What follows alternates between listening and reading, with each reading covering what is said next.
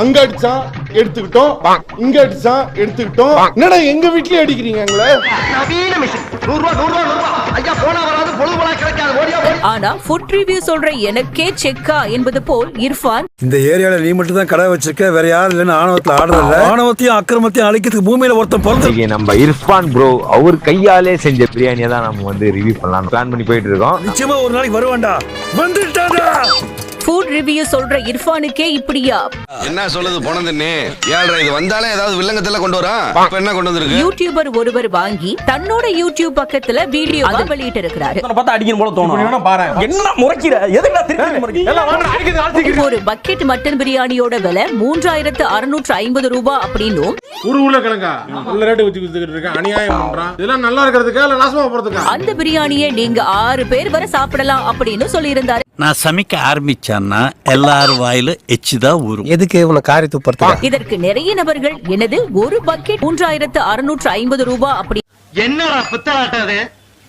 இந்த 3650 ரூபாயா அப்படின்னு ஆச்சரியத்தோடவோ சார் கிலோ 1500 ரூபாய் சார். விக்கிற வேலைக்கு நான் பேங்க்ல லோன் போட்டு தான் சார் வாங்கி சாப்பிடணும். இந்த புதிய முயற்சிக்கு அவரது ஃபாலோவர்ஸ் சிலர் தங்களது ஆதரவையும் தெரிவிச்சிருந்தாங்க. பல்லே ஆலியா நீ வியாபாரமே ஆவாத ஓட்ட தக்காளி எல்லாம் வியாபாரம் பண்றேன்.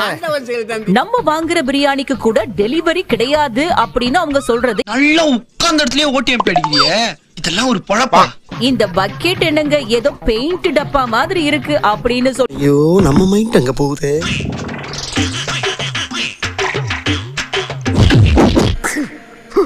ஓபன் பண்ணதும் பக்கெட் முழுவதும் பிரியாணி இல்லாம பிரியாணின்னு போய் சொல்றியா?